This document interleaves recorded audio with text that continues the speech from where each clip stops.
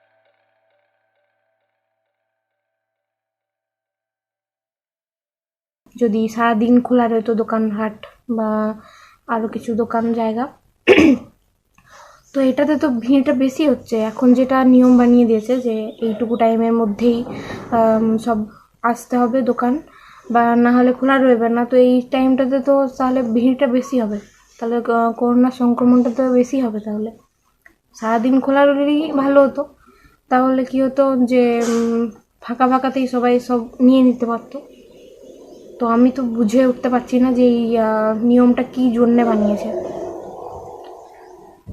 তো যাই হোক, যেটা আনতে গেছিলাম সেটা দেখাই তাহলে। সেটা হচ্ছে এটা এটা এটা হচ্ছে আমি একটা সোশ্যাল মিডিয়াতে দেখেছিলাম এই ছবিটা, যে এটা নাকি পুরীর জগন্নাথ দেবের ছবি। তো এটা সবসময়তে থাকে না বাইরে, বা এরকম একটা কিছু পড়েছিলাম। তো আমি যতদূর জানি যে পুরীতে তো মন্দিরের ভেতরে ক্যামেরা, কোনো রকমের ফোন নিয়ে যাওয়া যায় না, মানে ছবি তোলার তো কোনো অপশানই নেই।